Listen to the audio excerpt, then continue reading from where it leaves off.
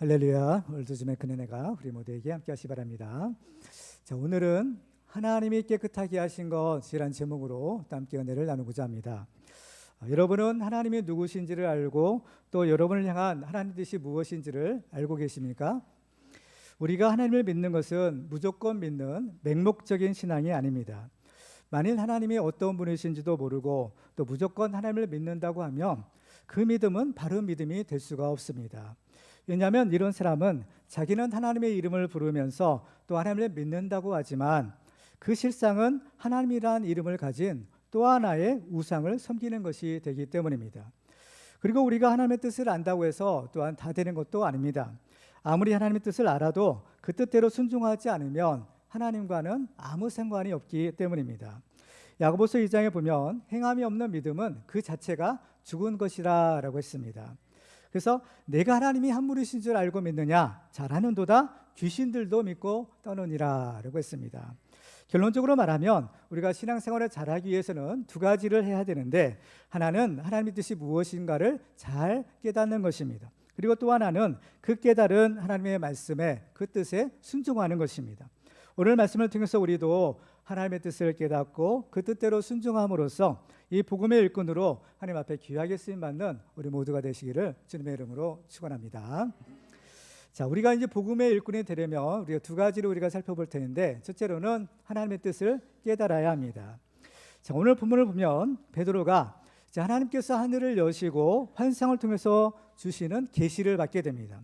오늘 11절 말씀을 보시면 이렇게 기록합니다. 하늘이 열리며 한 그릇이 내려오는 것을 보니라고 했어요.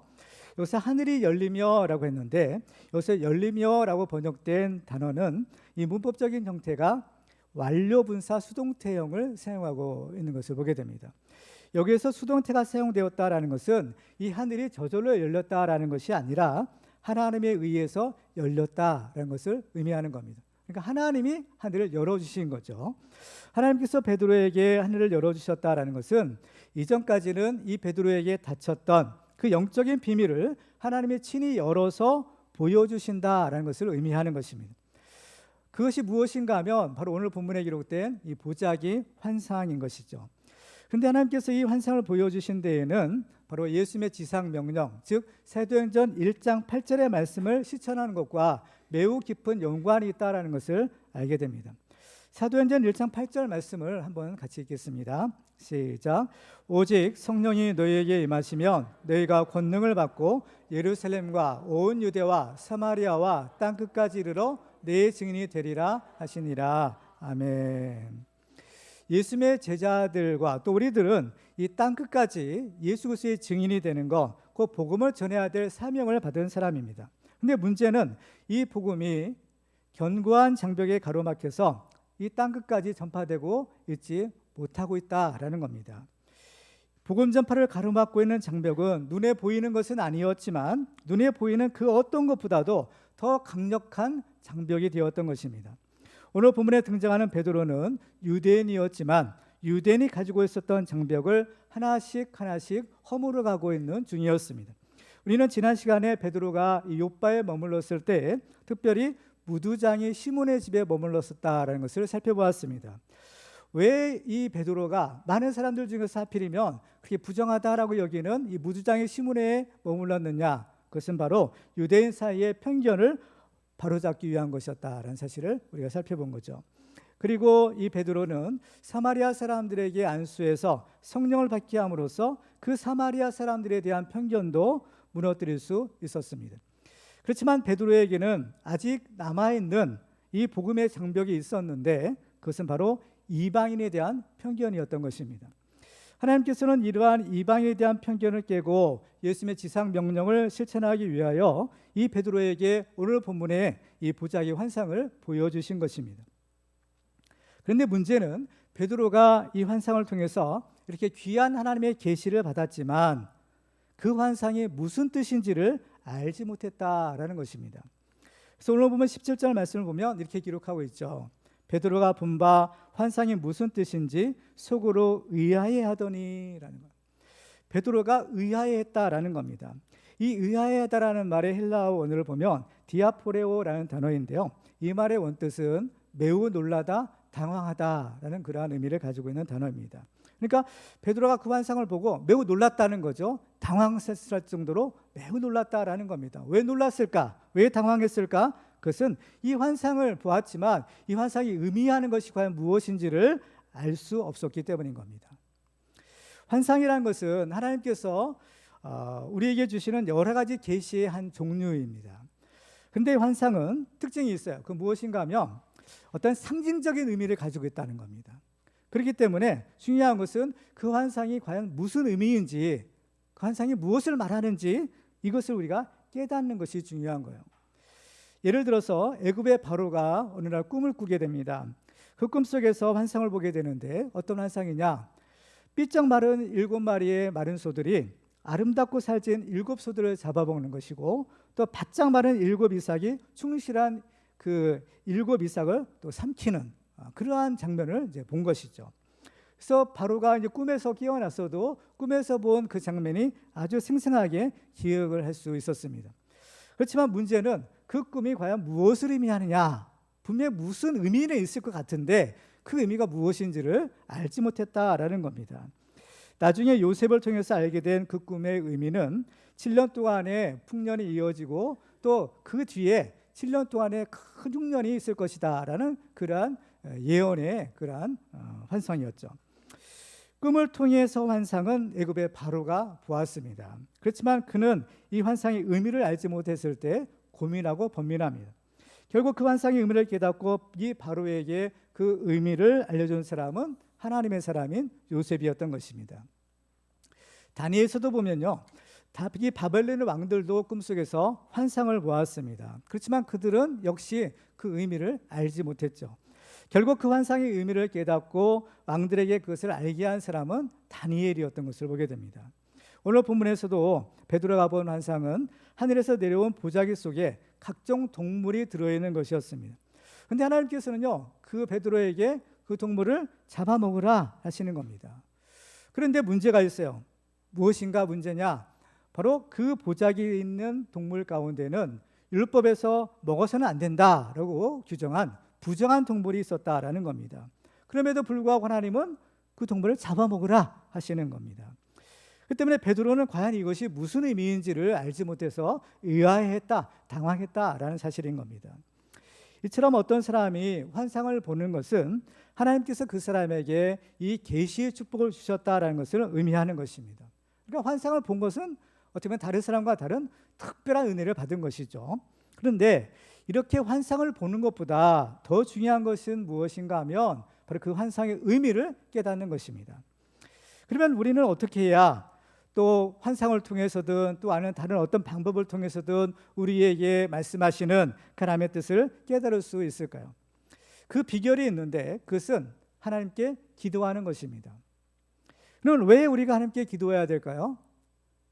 그 이유는 바로 환상을 통해서 우리의 계시를 주시는 분이 누구냐? 하나님이시기 때문인 겁니다.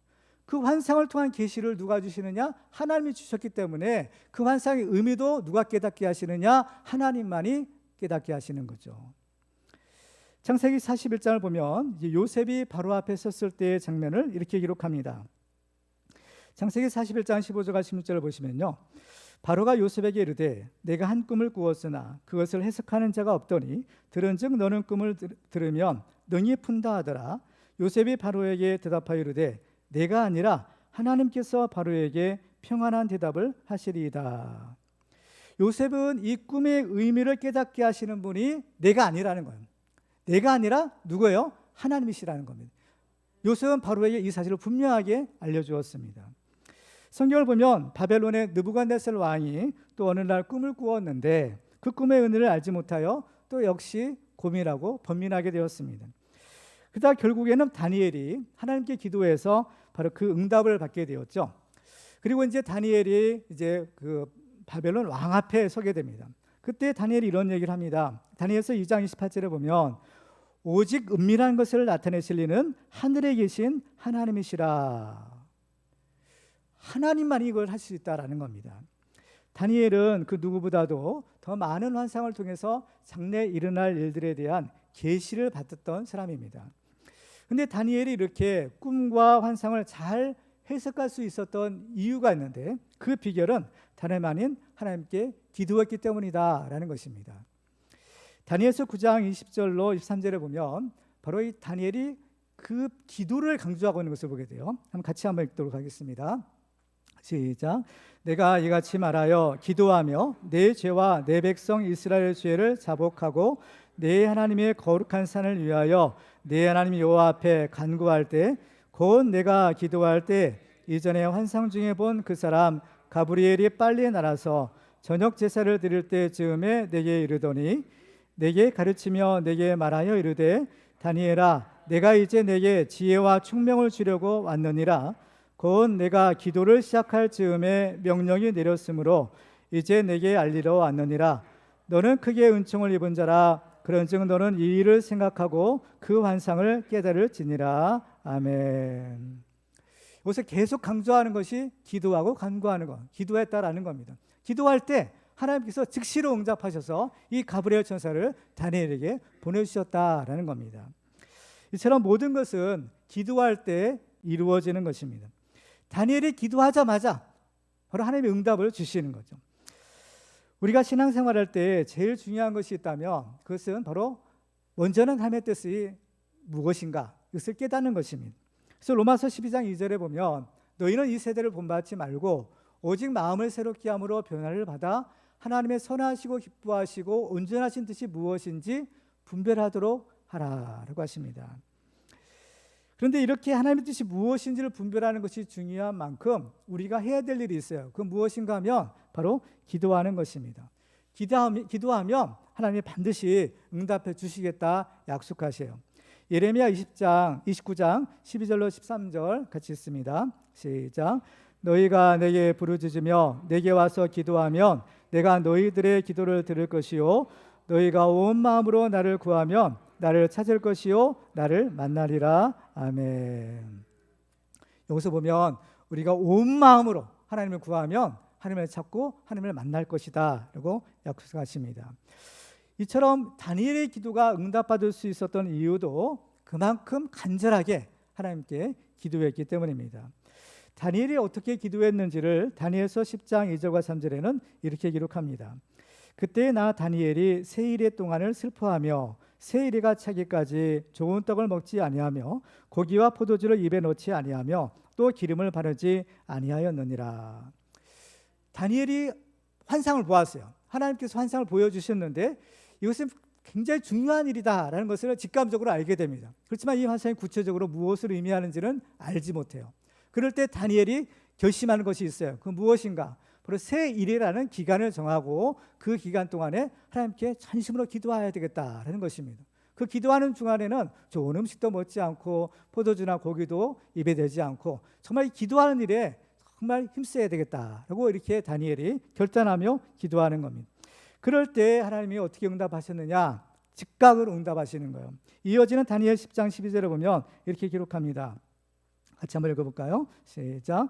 그가 내게 이르되 다니엘아 두려워하지 말라. 내가 깨달으려 하여 내 하나님 앞에 스스로 겸비하게 하기로 결심하던 첫날부터 내 말이 응답받았으므로 내가 내 말로 말미암아 왔느니라. 아멘. 첫날부터요. 그죠? 첫날부터 내 말이 응답을 받았다라고 말씀합니다. 오늘 본문에서도 이 고넬료나 베드로나 모두가 기도하는 시간에 그 환상을 보았고 그들은 모두 기도하는 사람이었기에 하나님이 주신 그 환상의 의미를 깨달을 수 있었던 것입니다. 우리가 하나님의 뜻을 깨닫는 것이 중요한 까닭은 이제 우리가 하나님의 뜻을 알아야만 많은 사람을 옳은 대로 인도할 수 있기 때문인 겁니다. 다니엘서 12장 3절에 보면 이렇게 말씀합니다. 지혜 있는 자는 궁창의 빛과 같이 빛날 것이요 많은 사람을 옳은 대로 돌아오게 한 자는 별과 같이 영원토록 빛나리라. 이 하나님의 뜻을 깨닫는 것이 이렇게 중요한 것입니다. 우리도 우리의 향하신 하나님의 뜻을 깨달아야 됩니다. 하나님께서는 오늘 본문에 있는 베드로처럼 또 고넬료처럼 환상을 통해서 보여주시든지 아니면 세미한 음성을 통해서 들려주시든지 하나님은 우리에게 말씀하고 계시는 겁니다. 우리에게 말씀하시는 그 하나님, 우리가 그 하나님의 음성을 들어야 되고 하나님께서 우리에게 주시는 그 계시의 의미를 우리가 깨달아야 되는 겁니다. 하나님은 우리가 기도하면 반드시 응답해 주시겠다라고 약속합니다. 이사야 65장 24절에 보면 그들이 부르기 전에 내가 응답하겠고 그들의 말을 마치기 전에 내가 들을 것이며 라고 하십니다. 다니엘에게 이렇게 신속한 응답을 주신 것처럼 바로 우리들에게도 바로 이러한 약속을 주시는 겁니다. 우리도 기도함으로써 우리에게 하신 하나님의 선하신 뜻을 깨닫고 많은 사람을 옳은 길로 인도하는 복음의 일꾼들이 다 되시기를 주님의 이름으로 축원합니다. 두 번째로 우리가 이 복음의 일꾼이 되려면 하나님의 뜻에 순종해야 합니다. 자, 하나님께서 이 베드로에게 환상을 보여주신 까닭은 바로 의미가 있는 거죠. 왜 그랬느냐? 바로 이방 선교에 대한 하나님의 뜻을 알도록 하기 위함인 것입니다. 그러면 하나님께서 베드로에게 보여주신 환상의 내용은 과연 무엇이었을까라는 거예요. 오늘 본 11절과 12절에는 구체적인 그 장면을 이렇게 기록합니다. 하늘이 열리며 한 그릇이 내려오는 것을 보니 큰 보자기 같고 네 귀를 메어 땅에 들이웠더라. 그 안에는 땅에 있는 각종 네 발 가진 짐승과 기는 것과 공중에 나는 것들이 있더라. 자, 이제 베드로가 본 환상은요, 하늘에서 한 그릇이, 큰 그릇이 이제 내려오는데 그 모양이 마치 보자기와 같은 형상이었다는 겁니다. 그런데 그 보자기에 네 모퉁이에 귀가 있어요. 그렇죠? 메이는 거죠. 보자기 모퉁이를 맨 겁니다. 그 귀가 메워져서 이제 땅에 들이워진 채로 이렇게 하늘에서 내려오는 환상을 본 겁니다. 근데 우리가 여기서 이제 주목할 부분은 바로 네 귀를 맨 것 같은 모양으로 내려왔다는 거죠. 예, 성경에서의 살을 의미하는 건데 숫자 4죠. 이 숫자 4가 의미하는 것이 무엇인가 하면 완전성과 전체성을 의미하는 숫자인 겁니다. 왜냐하면 이 4라는 숫자는 동서남북이라는 네 개의 방향과 또 그 안에 있는 모든 것을 다 포함하는 것이기 때문인 거예요. 그렇죠? 그래서 이 방향을 나타내는 동서남북의 네 가지 방향이 있는 거예요. 그리고 네 가지 방향 가운데 이 세상을 말하는 것인데 그 안에는 모든 것을 다 포함하는 것이 이 4라는 숫자가 가지는 어떤 상징적인 의미다라는 겁니다. 그래서 이제 이 보자기 가운데 모든 것이 다 세상의 모든 것이 다 들어있는 거죠. 그러면 그 보자기 안에 과연 무엇이 들어있을까? 12절에 보면 그 안에는 땅에 있는 각종 네 발 가진 짐승과 기는 것과 공중에 나는 것들이 있더라 그랬어요. 그러니까 네 발 가진 짐승들, 또 기는 것들, 또 하늘에 있는 새들, 그러니까 모든 종류를 다 의미하는 거죠. 여기서 각종이라는 말이 있는데 그래서 모든이라는 뜻을 가지고 있는 단어예요. 그래서 문법적으로는 전체를 나타낼 때 쓰는 단어인 겁니다. 그러니까 이 보자기 안에는 이 세상에 살고 있는 모든 동물들이 다 들어있다라는 것을 의미하는 겁니다. 근데 그 동물들이 있는데 이 동물이 의미하는 것은 과연 뭐냐는 거예요. 그냥 단순히 하나님께서 동물을 보여주셨을까라는 거죠. 이 동물이 상징하는 것은 무엇인가 하면 바로 우리 사람을 의미하는 것입니다. 그러니까 이 보자기 안에는 이 세상에 사는 모든 사람들이 다 들어있었다라는 사실을 우리는 알 수가 있어요. 그때 하나님이 베드로에게 말씀합니다. 무슨 말씀을 하시는가 하면 13절을 보시면 또 소리가 있으되 베드로야 일어나 잡아먹으라 그는. 잡아먹으라는 겁니다. 지금 베드로의 상태는 어떻다고 했어요?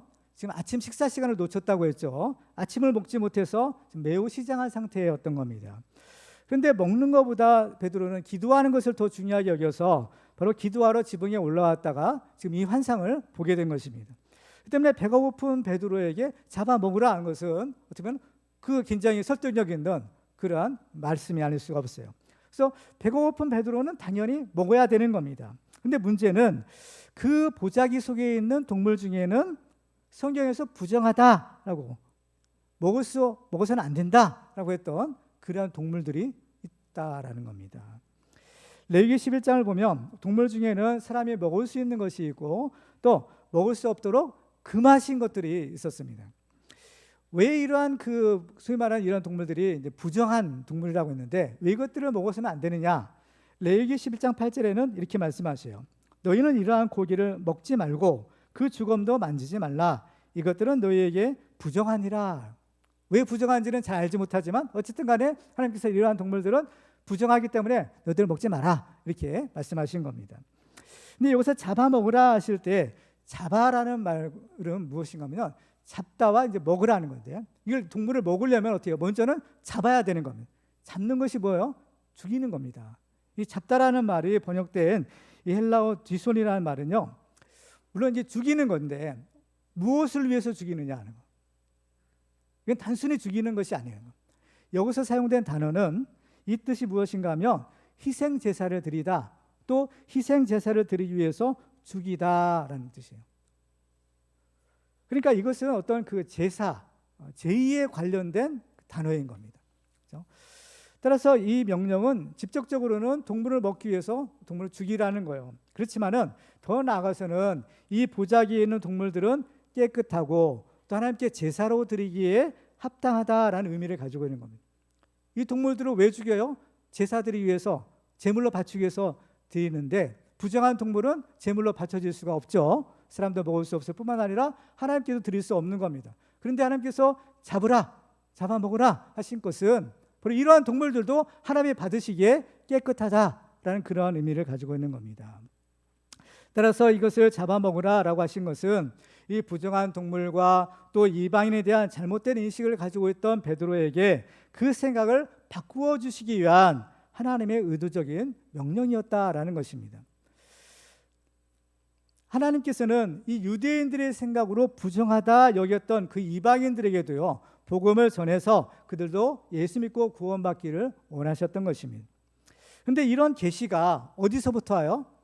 하늘이 열리고 하늘에서부터 내려왔다는 겁니다. 이것은 이방인들에게 복음을 전하는 것이 사람의 뜻이 아니라 누구의 뜻이에요? 하나님의 뜻이라는 겁니다. 그러면 이러한 하나님의 말씀에 베드로는 과연 어떻게 반응했을까요?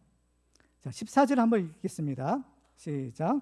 베드로가 이르되 주여 그럴 수 없나이다. 속되고 깨끗하지 아니한 것을 내가 결코 먹지 아니하였나이다. 베드로는 뭐라고 했어요? 주여 그럴 수 없나이다는 거예요. 결코 먹지 않았다는 겁니다. 그러니까 하나님이 하신 말씀을요, 지금 정면으로 거부하고 있는 겁니다.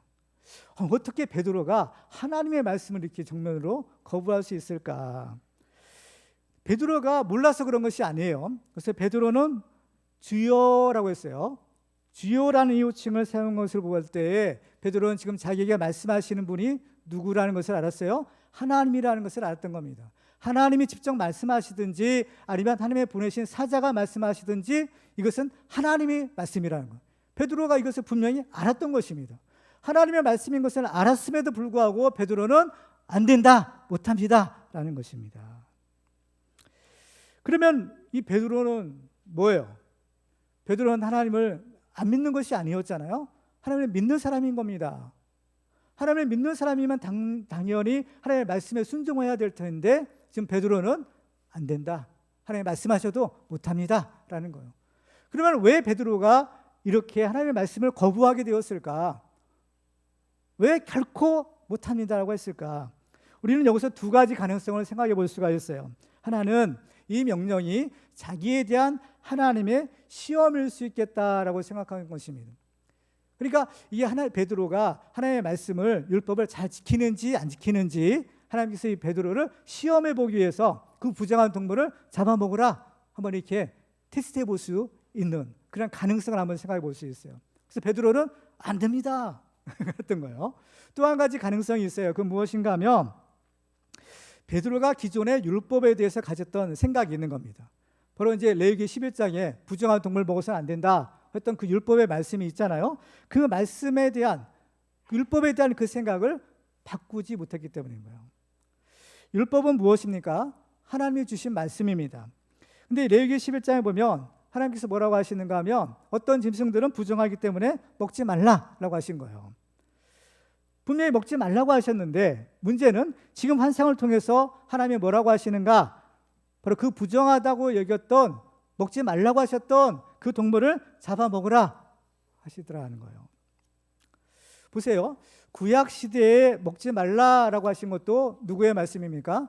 하나님의 말씀입니다. 그러면 이 신약 시대에 지금 환상을 통해서 주신 말씀, 잡아먹으라 하신 말씀도 누구의 말씀이에요? 하나님의 말씀인 겁니다. 하나님의 모든 말씀은 우리가 다 따라야 될 절대적인 명령입니다. 그렇죠? 이 말씀을요 다 지키라는 겁니다. 그런데 지킬 수가 없는 거예요. 왜? 이 구약의 말씀과 지금 신약의 베드로의 환상을 통해 주신 말씀은요 서로 모순되기 때문인 겁니다. 어떤 한 말씀을 지키면 또 다른 말씀은 어기게 되어 있어요. 이 말씀을 지키면 저 말씀을 어기게 되어 있고, 저 말씀을 지키면 이 말씀을 어기게 되는 것이 지금 베드로의 상황이더라라는 겁니다. 그러면 도대체 어떤 말씀을 따르고 어떤 말씀을 따르지 않아도 되냐라는 거예요. 이게 좀 어려운 겁니다. 분명히 다 하나님의 말씀이잖아요. 그럼 어떤 걸 따르고 어떤 걸 따르지 말아요. 여기서 중요한 것이 있어요.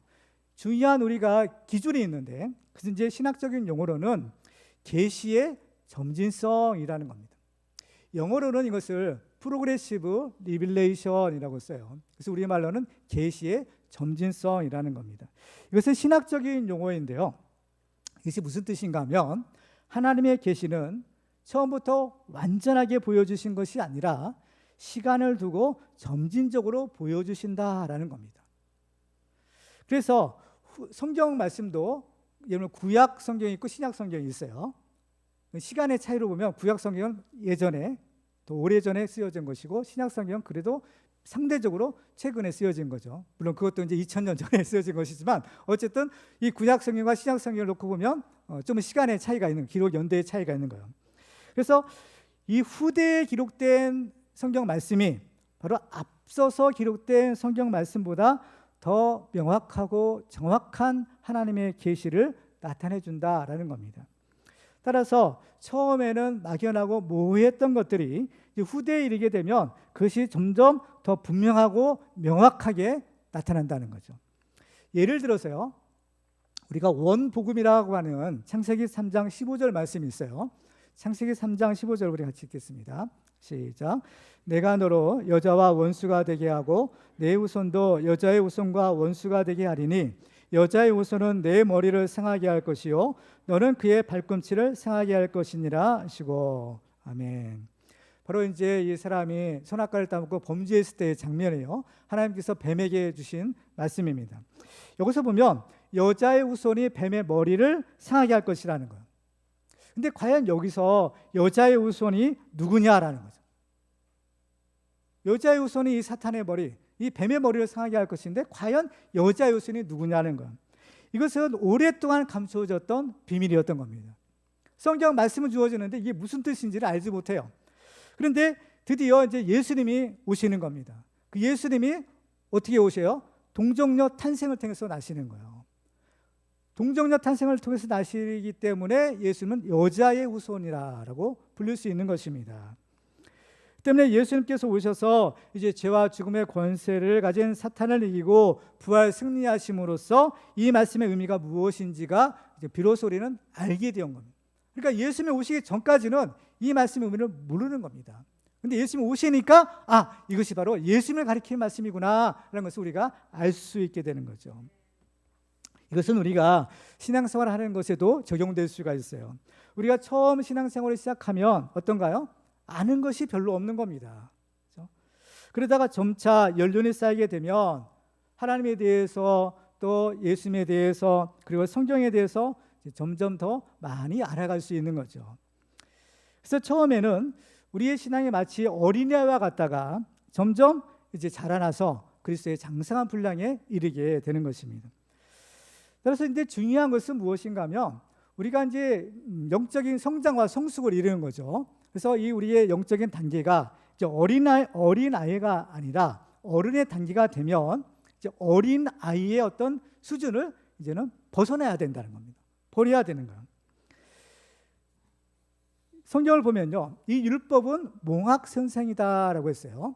몽학선생이라는 것은 무엇인가 하면 그 이제 주인의 이제 종들 중에서 이제 아주 학식이 많고 또 똑똑한 그러한 종이 있을 수가 있어요.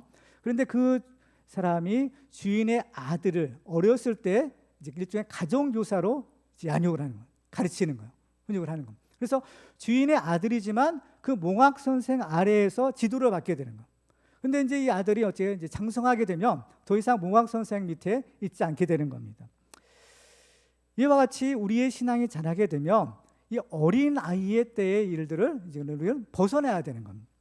오늘 본문에서 베드로가 하나님께서 분명하게 잡아먹으라 하나님께서 말씀하셨지만 그 말씀에 순종하지 못하는 이유가 무엇인가? 바로 구약 성경의 말씀에 매여 있었기 때문인 겁니다.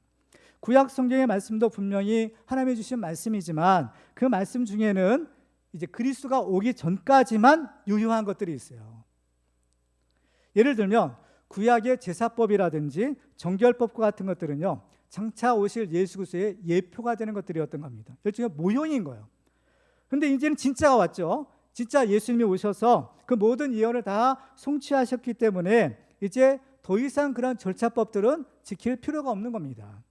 그 증거로서 지금 우리는 하나님을 믿지만 옛날 구약 시대처럼 어때요? 짐승을 잡아서 제사를 드리진 않잖아요. 제사가 아니라 우리 예배를 드리는 겁니다. 왜냐? 바로 예수님이 하나님의 어린 양으로서 단번에 영원한 제사를 다 드리셨기 때문인 겁니다. 그러니까 우리는 더 이상 그런 제사가 필요 없는 거예요. 하나님도 왜? 예수님 한 분만으로 다 완전하기 때문에 더 이상 그런 제사를 드릴 필요도 없고 드려서도 안 되는 겁니다. 사실은. 그렇죠? 성경을 보면 유대인들이 이제 예수님과 충돌했던 가장 큰 이유가 있는데 그것은 바로 이 율법에 대한 해석의 차이 때문이었던 겁니다. 예수는 누구세요? 예수는 삼위일체 하나님이시잖아요. 그렇기 때문에 그 유대인들에게 율법을 주신 분이 예수님인 겁니다. 그러니까 누구보다도 이 율법의 근본 정신을 잘 아시는 분이 예수님이신 겁니다. 그런데 유대인들은 어떤가요? 율법을 받았지만 오랜 세월이 흐르는 동안에 율법의 근본 정신은 잊어버리는 겁니다. 그러니까 알맹이는 빠뜨리고 그 껍데기만 붙들고 있는 겁니다. 그 율법을 그저 형식적으로 지키고자 했던 것이 그 당시 유대인들의 모습인 거죠. 이것은 하나님의 말씀인 율법을 지키는 것이 아니라 율법주의에 빠지는 겁니다. 우리가 율법과 율법주의를 구별할 필요가 있어요. 율법은 하나님이 주시는 말씀입니다. 하지만 율법주의는 어떤가요? 그 자체가 신앙이 되는 거예요. 율법을 주신 까닭은 율법 주신 하나님을 경외하고 그 말씀에 순종하며 살도록 하는 것인데, 율법주의라는 것은 하나님이 아니라 어떤 자기의 어떤 율법 자체가 그들의 어떤 교리나 율법 자체가 그들의 신앙이 되어버린 거예요. 그러니까 율법주의도 어떻게 해요? 모양은 이름은 하나님을 섬기는 겁니다. 여호와 이름을 부르는 거고 우리는 하나님 믿는다 하지만 율법주의에 빠진 사람들은 하나님과는 상관없는 삶을 살게 되는 거예요. 이것이 문제가 되는 겁니다. 그래서 예수님께서 오셔서 하신 일이 무엇인가 하면 바로 이 율법의 근본 정신을 일깨워주고 다시 하나님의 말씀으로 돌아가게 하시는 거예요. 지금 율법주의에 빠진 사람들은 하나님의 말씀의 사람이 아닌 겁니다. 그 사람께서는 그들을 바른 말씀으로 돌이키기 위해서 깨닫게 하시는 거예요.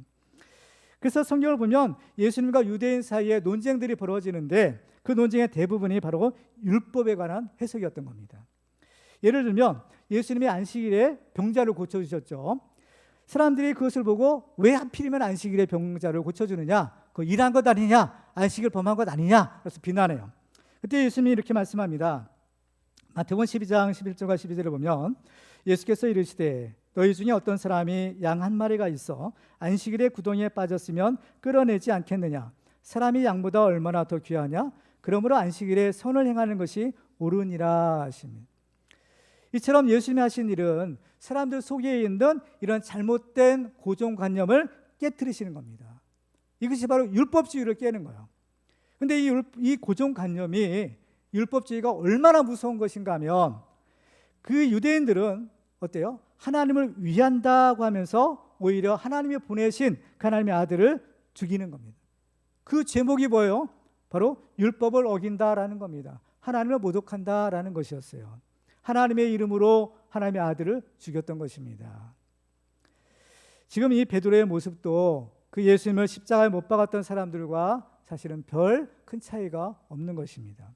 하나님의 말씀보다 자기의 생각을 앞세워서 그 하나님의 말씀에 불순종하고 있는 것이 이 베드로의 모습인 거예요. 이러한 베드로에게 두 번째 소리가 들립니다. 15절 말씀을 같이 읽겠습니다. 시작. 또 두 번째 소리가 있으되 하나님께서 깨끗하게 하신 것을 내가 속되다 하지 말라 하더라. 아멘. 여기서 보면 하나님께서 깨끗하게 하신 것이다 라고 했어요. 이 깨끗하게 하신 것이다 라는 말의 의미는 이 단어가 헬라어로는 카다리조라는 단어인데요. 이 단어의 문법적인 형태가 뭐냐면은 바로 부정 과거형인 겁니다. 이 말의 의미는 무엇인가 하면 하나님께서 깨끗하게 하셨다라는 것은 하나님께서 이미 과거에 깨끗하게 하셨다는 거예요. 그러니까 하나님께서 이미 깨끗하게 하셨다면 지금 이 동물들, 이 사람들은 어때요? 깨끗해요? 깨끗하지 않아요? 깨끗한 겁니다. 이미 옛날, 과거에 다 깨끗하게 하셨기 때문에 그 사람들은 깨끗하게 된 것이죠. 그렇기 때문에 네가 뭔데? 베드로야, 내가 뭔데 하나님께서 깨끗하게 하신 것을 네가 속되다고 하느냐? 지금 이 말씀인 겁니다. 그래서 이 베드로에게 알지 못하니까, 깨닫지 못하니까 다시 한번 하나님께서 확실하게 알려주세요. 그것이 바로 성령을 통해서 알려주시는 것인데, 오늘 19절과 20절에 보면 이렇게 기록합니다. 같이 한번 읽어볼까요? 시작. 베드로가 그 환상에 대하여 생각할 때에 성령께서 그에게 말씀하시되 두 사람이 너를 찾으니 일어나 내려가 의심하지 말고 함께 가라. 내가 그들을 보내었느니라 하시니. 자, 성령께서 이제 베드로에게 직접 말씀하시는 겁니다. 그렇죠? 지금 이 베드로를 찾아온 사람들이 있었어요. 바로 이 사람들은 누가 보낸 사람들인 겁니까? 고넬료가 보낸 사람이에요. 고넬료는 이방인인 거죠. 그 이방인은 고넬료가 이방인은 자기 하인들을 그 병사 하나를 또 이 베드로에게 보낸 거예요. 그렇죠? 그런데 그 사람들에 대해서 성령께서 뭐라고 하시느냐? 의심하지 말고 함께 가라는 거. 그러면서 내가 그들을 보내었노라라는 겁니다. 분명히 이 사람들은 누가 보내요? 그 주인은 고넬료가 보낸 사람들인 겁니다. 고넬료가 보냈는데 성령님은 뭐라고 하세요? 내가 보냈다는 거예요. 고넬료가 보낸 겁니다. 그런데 하나님은 어때요? 내가 보냈다라고 하시는 거예요. 하나님은, 성령님은 거룩하신 분이시죠. 성령님은 거룩한 삼위일체 하나님이신 겁니다. 하나님은 거룩하신 분이기 때문에 거룩하지 않는 부정한 사람과 함께할 수 없고, 또 그러한 부정한 사람은 하나님이 쓰실 수도 없는 것입니다. 그런데 보세요. 지금 베드로는 그 이방 사람들을 부정하다라고 여겼던 겁니다.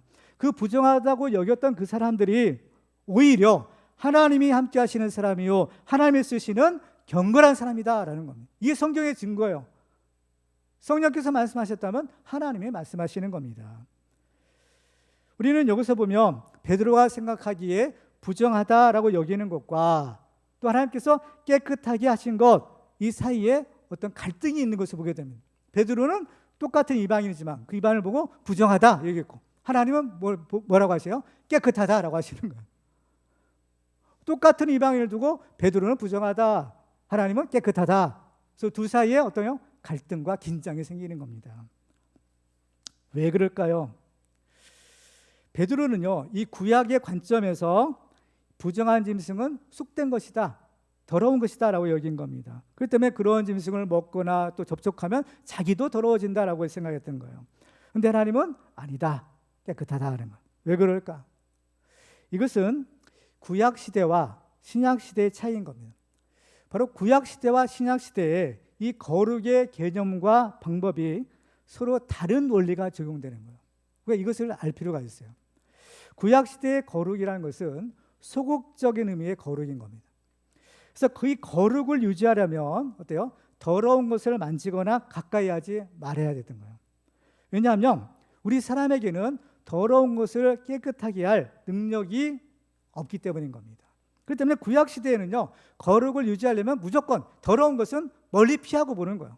멀리 떨어져서 하는 거예요. 만지지도 말고 접촉하지도 말고 가까이 가지도 마는 거예요. 이것이 자기의 거룩을 지키는 방법이었다라는 겁니다. 그런데 이 신약 시대에 오게 되면 이 거룩이라는 것은 적극적인 거룩이 되는 겁니다. 왜냐? 바로 예수님 때문인 거예요. 예수님이 죄와 사망 권세를 이기고 부활 승리하셨기 때문인 거죠. 따라서 예수님을 믿는 사람들은 그 보혈의 피를 의지해서 그 모든 더러운 것, 부정한 것들을 다 깨끗하게 할 능력이 주어지는 겁니다. 자, 예를 들어서 고린도서 7장 12절 이하의 14절 말씀을 보면 이렇게 기록합니다. 만일 어떤 형제에게 믿지 아니하는 아내가 있어 남편과 함께 살기를 좋아하거든 그를 버리지 말며, 어떤 여자에게 믿지 아니하는 남편이 있어 아내와 함께 살기를 좋아하거든 그 남편을 버리지 말라. 믿지 아니하는 남편이 아내로 말미암아 거룩하게 되고 믿지 아니하는 아내가 남편으로 말미암아 거룩하게 되나니, 그렇지 아니하면 너희 자녀도 깨끗하지 못하느니라. 그러나 이제 거룩하니라. 아멘. 그렇습니다. 믿는 아내를 통해서 믿지 않은 남편도 거룩해지고, 믿는 남편을 통해서 믿지 않은 아내도 거룩해진다는 거예요. 이게 적극적인 의미의 개념인 거예요. 거룩의 개념인 겁니다. 그 때문에 이 신약 시대에 예수님을 믿는 사람은 이 더러운 것들을 정화시키고 깨끗하게 하는 이 성결의 능력을 소유하게 된 것입니다. 그래서 예수님의 제자들을 세상에 파송할 때 이렇게 말씀하세요. 마태복음 10장 8절을 같이 읽겠습니다. 시작. 병든 자를 고치며 죽은 자를 살리며 나병 환자를 깨끗하게 하며 귀신을 쫓아내되 너희가 거저 받았으니 거저 주라. 아멘. 자, 예수님이 제자를 보내실 때 뭐라고 하세요? 나병 환자를 깨끗하게 하며 귀신을 쫓아내라 하는 겁니다. 나병 환자는 문둥병자인 겁니다.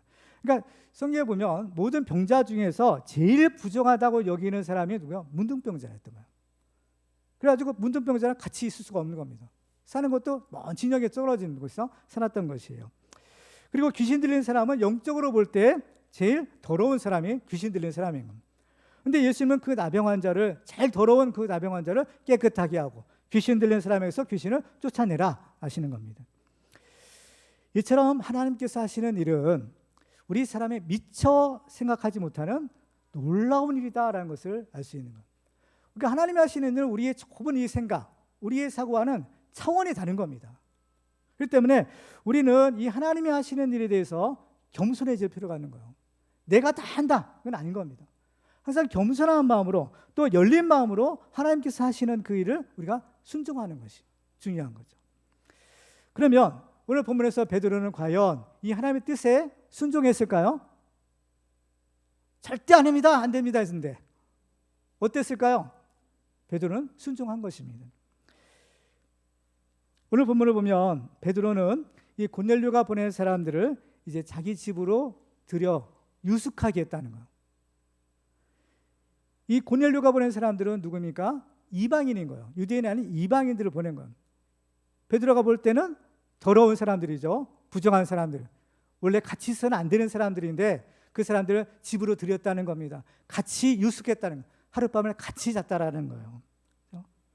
그리고 베드로는 그 이방인인 고넬료의 집에 가서 그 이방인 사람들에게 하나님의 말씀을 전했던 것입니다. 그때 베드로가 이런 말을 하죠. 오늘 보면 사도행전 10장 28절과 29절에 보면 이렇게 말합니다. 유대인으로서 이방인과 교제하며 가까이 하는 것이 위법인 줄은 너희도 알거니와 하나님께서 내게 지시하사 아무도 속되다 하거나 깨끗하지 않다 하지 말라 하시기로 부름을 사양하지 아니하고 왔노라. 원래 유대인들은 이방인과 같이 섞이는 것은 아니라는 겁니다. 금한 것이다. 그렇지만은 하나님이 말씀하시기에 내가 순종하고 왔다라는 겁니다. 베드로는 이제 마지막 남은 이 복음의 장벽을 허물어 버리고 이제 이방인에게 복음을 전하는 이 복음의 사도가 되었던 것입니다. 우리에게도 이 복음을 전하지 못하게 방해하는 복음의 장벽들이 있을 수 있습니다. 우리가 한 영혼을 구원하려면 이 복음의 장벽을 무너뜨려야 되는 겁니다. 이 장벽이 무너지지 않으면요, 할 수가 없어요. 아무리 말로 전해도 그것이 전달이 되지 않는 겁니다. 다 막혀있기 때문인 거죠. 그러면 어떻게 이 복음의 장벽을 무너뜨리냐는 거예요. 우리의 힘으로는 할 수 없는 겁니다. 그렇지만 우리는 누구를 믿어요? 예수를 믿는 사람이기에 이것이 가능하다라는 거예요. 왜냐? 예수님이 이 장벽을 무너뜨리셨기 때문인 겁니다. 에베소 2장 14절에 보면 그는 우리의 화평이신지라 둘로 하나를 만드사 원수된 것 곧 중간에 막힌 담을 자기 육체로 허시고 라고 했어요. 담을 무너뜨렸다는 겁니다. 제일 중요한 하나님과 우리 인간 사이의 담, 죄의 담이죠. 죄의 장벽인 겁니다. 그것이 바로 예수님의 육체로 예수님께서 피 흘리심으로 그 죄의 장벽을 무너뜨린 거예요. 그래서 예수님이 십자가에 달려 돌아가셨을 때 성전에서 무슨 일이 일어났어요? 성소와 지성소를 가로막고 있던 휘장이 찢어졌잖아요. 하나님과 우리 사이를 가로막고 있던 이 죄의 장벽이 무너졌다는 겁니다. 그래서 우리는 이제 예수의 피를 힘입어 예수 이름으로 하나님 앞에 은혜의 보좌 앞에 담대히 나갈 수 있게 되었고, 또 우리는 이 복음을요, 예수님 말씀하신 것처럼 예루살렘과 온 유대와 사마리아 땅끝까지 이르러 이 복음을 전할 수 있는 능력이 되는 겁니다. 하나님께서는 우리에게 있는 이 장벽들을 하나씩 하나씩 다 무너뜨려 주세요. 바로 예수님께서 이 베드로를 통해서 우리에게 보여주시는 것이 바로 이것인 겁니다. 우리들도 어때요? 우리들도 땅끝까지 가서 복음을 전해야 되는데 우리 앞을 가로막고 있는 그 복음의 장벽들이 있는 겁니다. 이 장벽들이 무너져야 되는 겁니다. 어떻게 무너지느냐? 바로 그냥 함께 기도하고 믿음으로 순종하는 겁니다. 여리고성이, 견고한 여리고성이 어때요? 무너져 내린 거예요. 우리가 하나님의 말씀에 순종해서 믿음으로 나가기만 하면 하나님께서는 우리 앞을 가로막고 있는 여리고성과 같은 견고한 성도 하나님께서 다 예수 이름으로 무너뜨릴 줄 믿습니다. 그렇습니다. 우리는 우리에게 하신 하나님의 뜻을 잘 깨닫고 또 그 뜻대로 순종함으로써 생명의 복음을 능게 증가하는 복음의 일꾼들이 다 되시기를 주님의 이름으로 축원합니다. 이제 말씀 맺겠습니다. 오늘 우리는 베드로처럼 이 복음의 일꾼으로 쓰임받는 비결을 살펴보았습니다. 하나님의 뜻을 잘 깨달아야 되겠고 또 깨달은 말씀대로 그 뜻대로 순종하는 것이 바로 우리가 하나님 앞에 복음의 일꾼으로 쓰임받는 비결이었습니다. 우리는 늘 깨어 기도함으로 우리 향하신 하나님의 뜻을 잘 깨닫고 믿음으로 순종하여 모든 복음의 장벽들을 허물고 땅끝까지 생명의 복음을 전하는 복음의 일꾼들이 다 되시기를 주님의 이름으로 축원합니다. 기도하겠습니다.